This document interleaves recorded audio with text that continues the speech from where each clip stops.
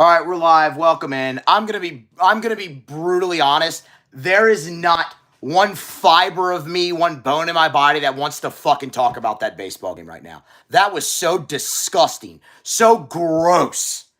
What transpired, obviously in the 8th and 9th, but throughout that game. LSU let that team hang around when they were clearly better than them all night long. And in the end, because of that, you gag away an opening game of a series that has so much on the line. When you were clearly the better team for the majority of that. When I say no desire to sit here and talk about that right now, I mean zero. No desire. Like -5.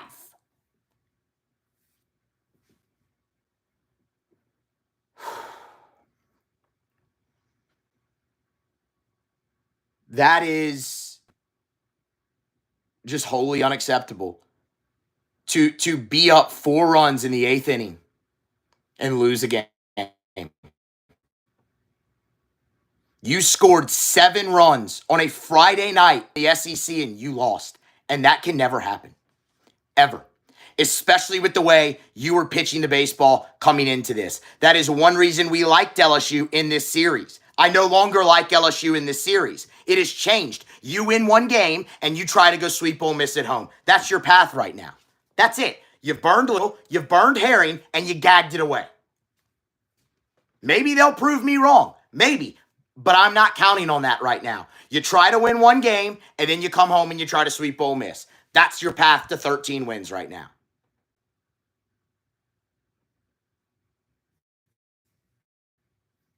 That is just, of all the tough losses, like of all the hard, tough to swallow, kick in the nuts losses they've had this year, winning game against Arkansas, any of them, think of any of them, that beats it.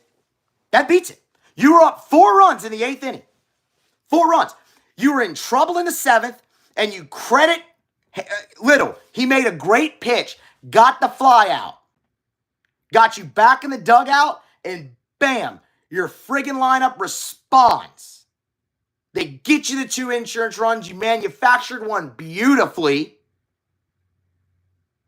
and you think you have a cushion, and you don't. Of all the great defensive plays LSU made all night, unfortunately, it's a ball up the line. It was a tough, it was a crappy hit. It was a swinging bunt.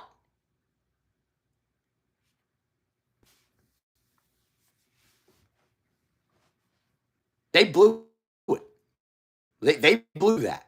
They blew that game.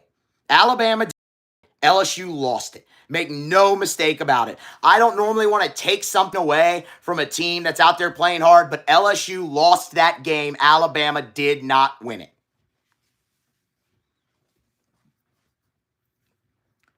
Gage Jump, I thought pitched awesome. For Gator and strikeout 7 against that lineup, that was awesome. He had great command early. And you know what? We talked about this with Jump. He had great command early. I didn't say it was a squeeze play. I said it was a swinging bunt. Jump had great command in that game early. He was mowing them down. He lost his command a little bit in the middle of the game, but he did what he's done all year. He battled throughout and got you deep into the 6th inning. 5 2/3. And then when you went to Christian Little and you went to Griffin Herring, you simply did not have enough strikes. Like crushing Griffin Herring. He's the last guy on this team that anyone should crush. He's been incredible all year long, but you didn't have enough strikes from him, and you didn't have enough strikes for Little. And that is ultimately where this game got away from you. Ultimately. We can find the, hold on, I'll get how many, let's see. You had 2 walks from both Little and Herring. Griffin Herring threw 45 pitches, only 23 strikes, less than half. Christian Little, 43 pitches, only 25 strikes. It's not enough. It's not enough. And that is the difference. That is the difference in the ball game. Y'all, we talked about it ad nauseum on the preview about Alabama's offense and their understanding of the strike zone. And look, you struck them out 12 times tonight. That's awesome. But in the end, you walked them 5. They battle. They put the ball in play. It's constant pressure. The end of that game is the perfect example. The end of that game is the perfect example. Kid's ahead in the count. You get him to 2 strikes. He fights a ball off and taps it in front of the plate. It's just constant pressure on your defense. And ultimately, it wins you the game if you're Alabama. But again, I'll say LSU lost it. Alabama didn't win it. LSU lost it.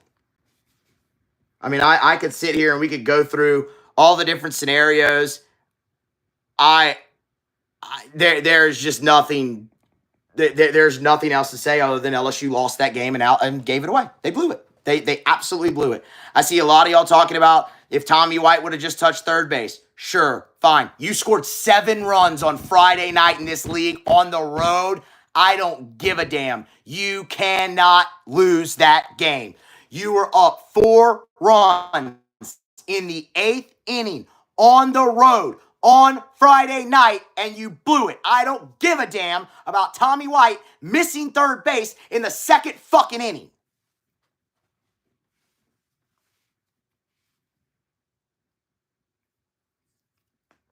That is just a wholly unacceptable loss and a total gut punch for this team. Total gut punch for this team. We'll see how they get off the mat tomorrow. Man, you've never needed Luke Holman more than you need him now. You have never needed Luke Holman more than you need him right now. Gray. They did review that with video, the runner lane violation, and save it. The throw was into foul territory. The runner was in, he wasn't even inside the line. That's why you have the box there. He's supposed to be allowed to swing out on first base. The throw was in foul territory. It was a bad throw. Milazzo rushed it. It's a tough play, but he rushed the throw. He rushed it. There was in no way runner. The throw was terrible. He rushed the throw. That's all it is.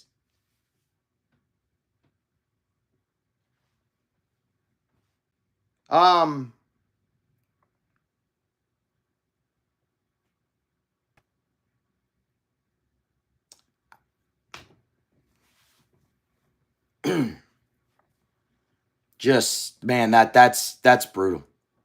It's an absolute brutal loss for that team. Absolute brutal loss from that team. And you had a really good offensive night. They had a really, really good offensive night. Lineup, Stephen Milam had a great night. Jared Jones was absolutely in fuego. Like the top of your order with Jones and White was great. And a part of that is because the bottom of half the lineup set them up. It's just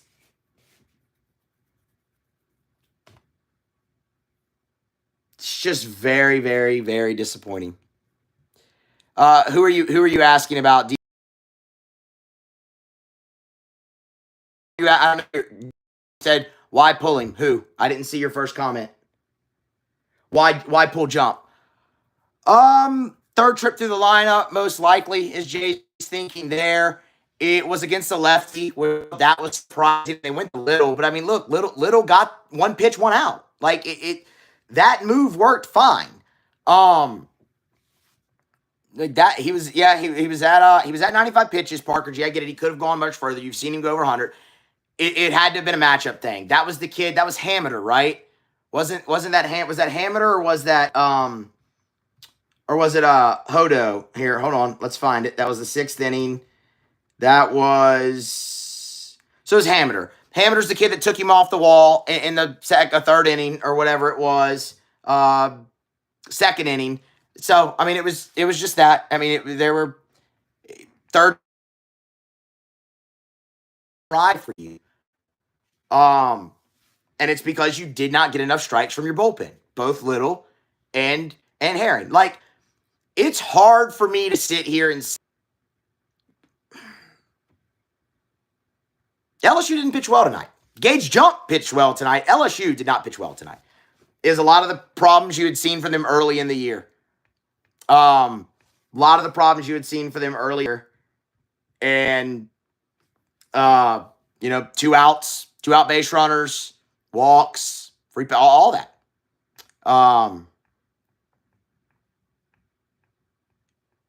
It's just James Charles, what's up with the internet connection? I mean, guys, I have it pulled up here. I'm crystal clear on mine. I don't know. That might be your internet connection there. Pal, this time around. I don't know. I'm looking at a clear picture. Y'all smash the like button if you haven't already.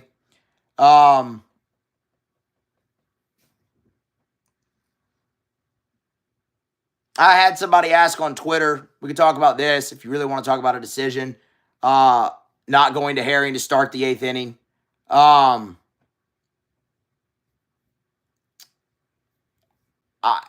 understood it. With a 2-run lead, you do go to Herring there. But you had the 4-run. You're trying to steal innings. Christian Little had pitched well as of late. I understand he struggled in the 7th. I get it. And that's why if you don't have a 2-run lead, you don't go to him. You don't put him back out there, but you had the 2-run lead, so you put him back out there. He gives up the 2-run homer and a 0-2 count, and that's unacceptable. You can't do that.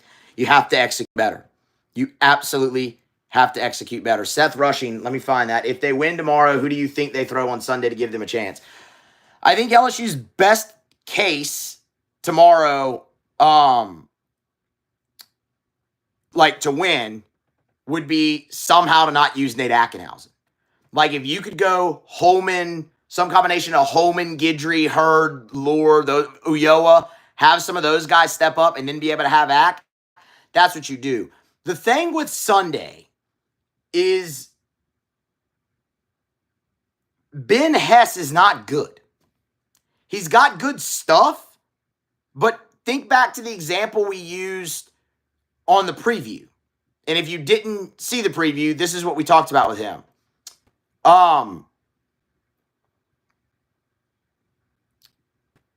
Against Texas A&M, he goes through the top of that order, 1, 2, 3, no problem, like a hot knife through butter.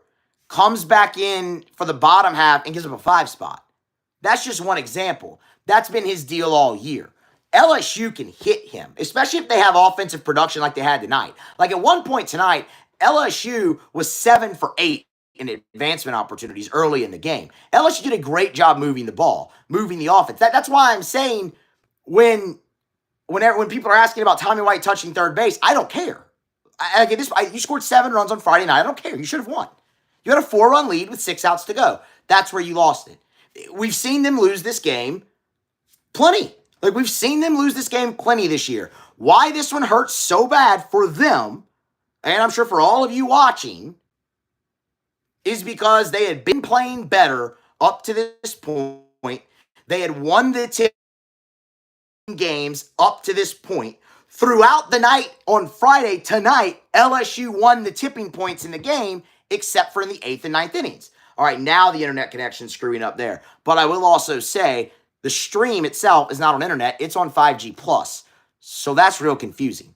That's back. So it's your best case is somehow have Ackenhausen available. But here's the deal. LSU started winning games because they started pitching better. More specifically, out of the bullpen, they started pitching better. You did not pitch well out of the bullpen tonight, and you burned Griffin Herring. He's done. He's not coming back. What did we say he threw? 45 pitches or whatever it was? He threw 39 last week, and they didn't use him again. And they had a chance to sweep that series. They needed 15 outs to sweep that series last weekend against the number 1 team in the country, and they did not bring Griffin Herring back in. It's going to take a very special circumstance to bring him back in. Now, here's the deal. LSU has to get one game this week. Your best chance is tomorrow with Luke Holman on the bump, but he has got to be better. He's not been good enough on the road. He hasn't. I'm sorry. He's battled hard. He's kept you in games, but overall, he has not been good enough on the road. You need a stellar outing from him. You need him to have the outing he had against Florida at home tomorrow on the road. That's what you need. Anything short of that, and you're going to be in an absolute dogfight with no momentum. And your best arms out of the pen, out. We talked about LSU having to go all in to win games, and they did that. They went all in to win the game tonight, like they should have. You lost. Now you're in the spot. Now you're left in the spot without your best guys for the rest of the way. So others have to step up. That's how you got to this point where you have a fighting chance was because of guys stepping up. Like Little, like Herring. You need a couple more now.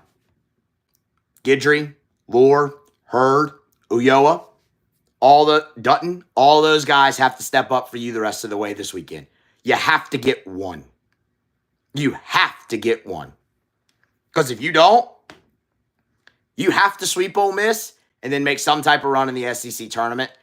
And y'all, that's a tall task for a team that has struggled with consistency all year. That's what it comes back to, right? I'm starting to sweat. That's what it comes back to with this team. Consistency. They've lacked it all year. It looked like they were starting to find some. They've lacked consistency all year. Look, Kevin in the chat saying it, yeah.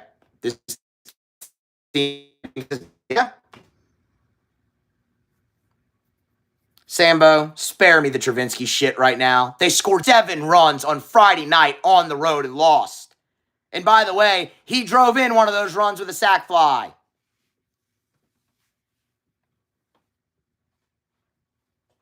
Offense was not the problem tonight. You didn't have enough strikes from your bullpen. Sucks for Gage Jump, too, man. He pitched great. Gage Jump pitched great tonight. Battled against a really, really tough lineup and pitched great. You gave that really, really tough lineup too many chances, and then you peed down your leg and you lost. Any questions y'all have? Because this sucks. Any questions? Sambo, I'll take walk-ons whenever.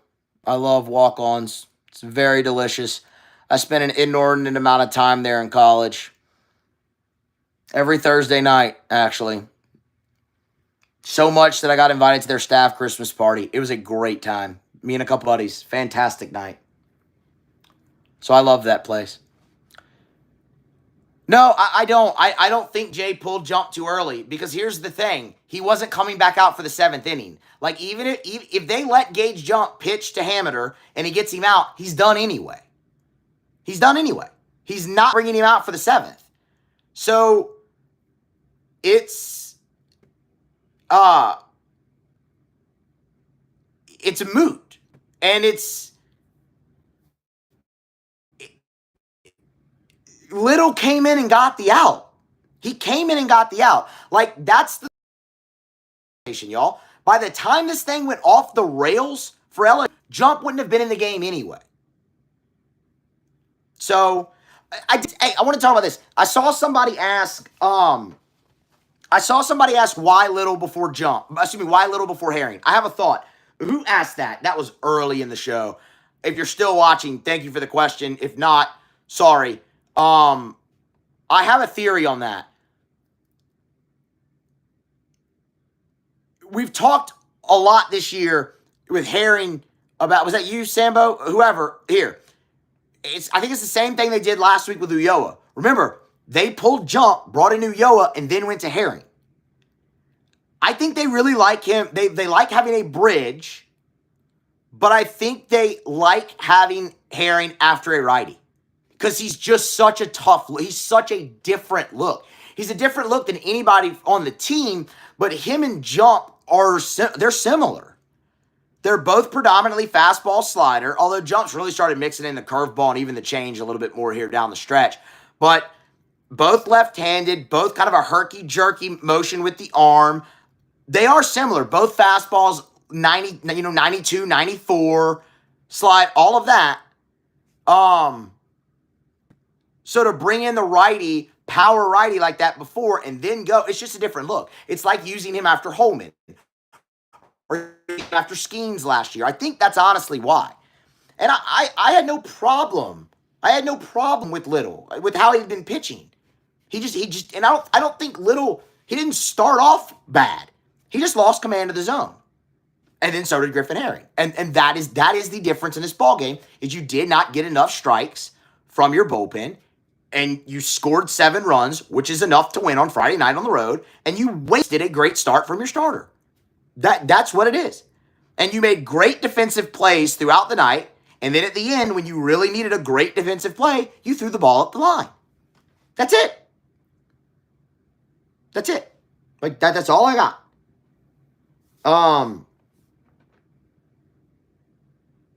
Parker G, what do you think about Milam at leadoff? Not happening, but I wish it would. Yeah, man. I like Milam in the leadoff spot, but again, I think there's a time and a place to have that conversation. And wait, Stephen Miller, what Mississippi State lost? Which one?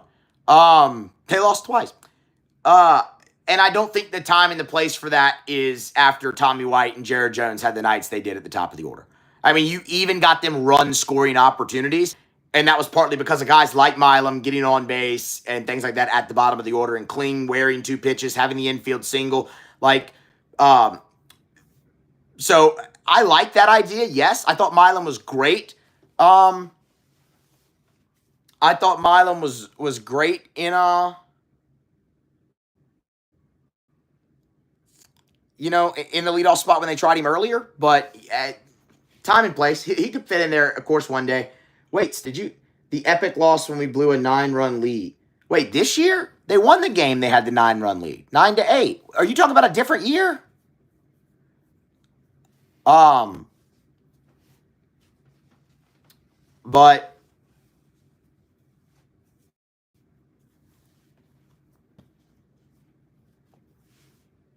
okay, no, different year. Okay, I was about to say, well, I'm confused.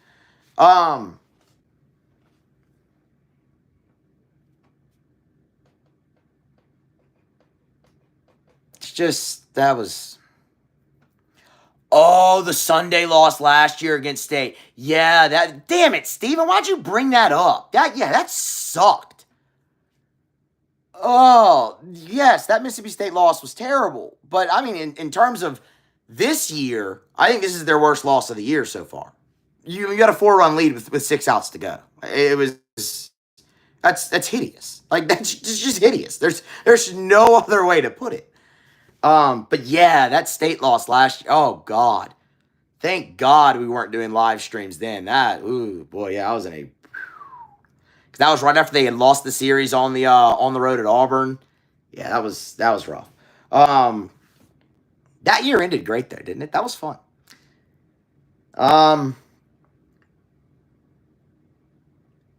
Fred Sebring, does Jay do a post game on the road? He'll speak with Koki and Bill Franquez. But it's not like posted anywhere. Koki will live tweet some of the things out of it. And then he'll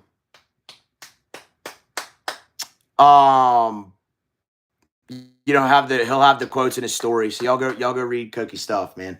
But no, there's no video of it. That's actually one thing LSU should get a lot better at, is their road post-game coverage.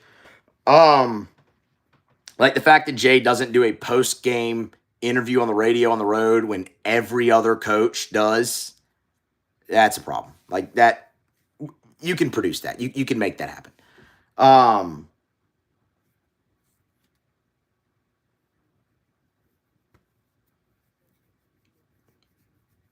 I'm surprised we're still going right now. We're at 25 minutes.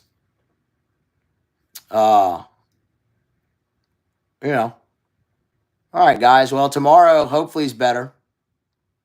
Gonna be a really tough task. I mean, you need the best outing of Luke Coleman's season tomorrow afternoon. It's as plain as simple as that. I did see somebody else ask, and again, I don't know where it was. If LSU, so how many losses does LSU have to give? One. They have one more loss to give. Well, technically two. You have to win 4 of your last 6. So technically 2. You have to get one this weekend at least. And in this situation, sweep Ole Miss. Unless you steal tomorrow and can win on Sunday, which LSU has lost 8 of their last 9 game 3s. And Alabama's won their last 5, I think. 5 or 6, something like that. Don't have it in front of me. My notes are all the way across the room. So yes, technically 2 losses to give right now. You can still win 4 of 6. You can still win 4 of 6. Nookie, yes, 1-7 in game 3. That's in the league. You're forgetting about the game 3 loss to Xavier right before conference play started. That's where I get the 8 of 9. They've been bad in game 3 this year. They've been real bad.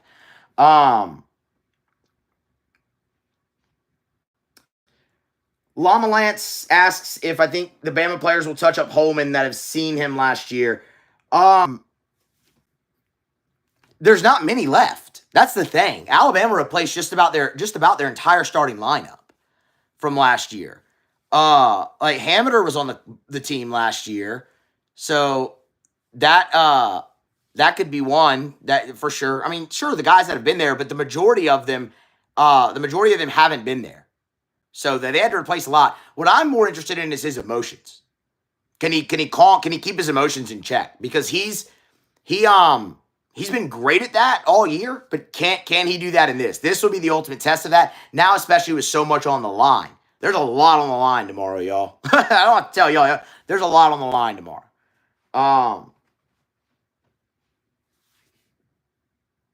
Randall Alfreck asks, does it say they're getting swept if they lose tomorrow? I mean, they've lost 8 of 9 game 3s. You would think that. But like I said earlier, Ben Hess has not been good. I think LSU actually has a chance to slug on Sunday in this series. Because Ben Hess, he's got good stuff, but he just has not been good at all. So, we'll see. We'll see. But you need Luke Coleman's best outing of the season tomorrow. And you need other guys in the bullpen to step up the way that Christian Little has, that Griffin Herring has. I know they didn't pitch well tonight. I get it. But they're there. Richie Zitzman, yes. Hidden yards.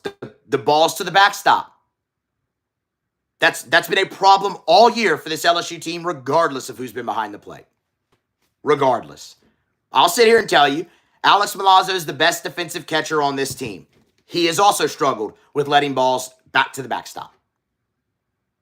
Brady Neal has struggled there. Hayden Travinsky has struggled. They all have. You can talk about him being great throwing out runners at second base, him being a receiver, all those things true. Every catcher on this team has struggled letting balls go through their legs to the backstop, and it has cost them over and over and over again this season. And it did again tonight. What inning was that? It was when they tied it. It was when they tied it off of jump. It was the bottom of the 4th. Right there. That was a huge one in that inning. You had a runner at first. I believe there were 2 outs. Let's see. Runner at first, 1 out. Then you had the ball go to the backstop. They ruled it a wild pitch. Makes sense. It hit the dirt, but you expect your catcher in the SEC to block that up. It goes through to the backstop, and then you have the single through the right side. Milam tried to knock it down. He just couldn't. But there you go. Like that's a run that cost you right there.